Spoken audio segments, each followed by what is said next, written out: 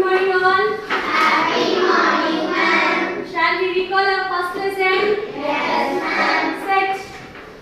Class. Yes. Class. Yes. Class hands and eyes. Yes, ma'am. So in first lesson we have revised. First topic is about measurement. What are the different types of instrument we are using for measurement? Okay, for small items and for big items and for measuring the cloth, what type of instruments we are using? Okay, you have a difference between meter and meter. One is the distance, one is to measure. That clocks or that ammeter, voltmeter, we have to calculate the readings now. So you have two types of meters. Then we skip it to the history of transportation. Am I right? The invention of wheel made a drastic change in the revolution of transport. Am I right? So from that we are easy to move from place to place. The next one we saw as types of motion. Am I right? Motion and what is rest and what is the relative motion we have seen. In that we have seen the types of motion.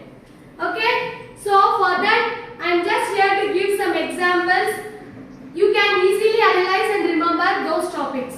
Okay? Now we are looking at an analog watch. What is this? Analog watch. Okay?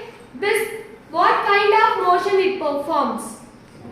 Periodic and circular motion, because the second hands will go periodic. Am I right?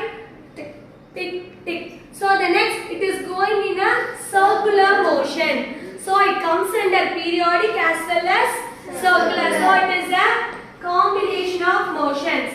Am I right? The next one is ball. What type of motion is this? Rotational motion. Okay. If I am rolling a ball, what this motion means? The ball rotates as well as it is moving forward. So it exhibits two motions. One is rotational motion and one is rectilinear motion. I am walking here and there. I don't have any particular direction of moving. What is this motion? Random motion. So if you learn with the examples, you will never forget these topics. Am I right? If suppose I am having a scale, what type of motion is this? Vibratory motion. With the help of vibratory motion, you are able to hear my voice. The sound travels in a vibration. So your eardrum, then to the inner ear, then to the cochlea, then to the brain, you are sensing my voice. Am I right? Even that, in a fraction of a second, you are replying me. This is called vibratory motion. Then, another one example that I have to give is, you all went in a roller coaster, no? How it will go? That is, it will go in a curved way. That is called curvilinear. Have you seen the movement of the snail? Snake, earthworm? It will move curved way. So they comes under curvilinear motion. Are you all clear? Yes, ma'am. Can you say some examples based on these types of motion? Yes, ma'am. Okay, tell some examples for random motion. Ma'am, tennis player. Okay. Give some example for periodic motion. Clock.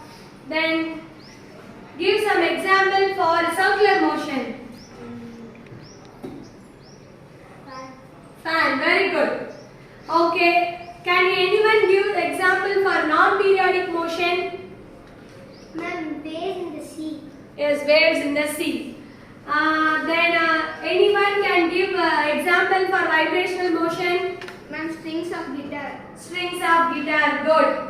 Now are you all clear about the types of motion? Yes, ma'am. Combination of motion? Yes, ma'am. Okay, tell me, in the sewing machine, what motions are exhibited? The needle of the sewing machine goes periodic motion. The wheels of the sewing machine goes circular motion. And the cloth which is being stitch undergoes rectilinear motion. Good. Take a big O. Yeah. Okay, are you all clear? Yes, ma'am. Okay, Tana, thank you.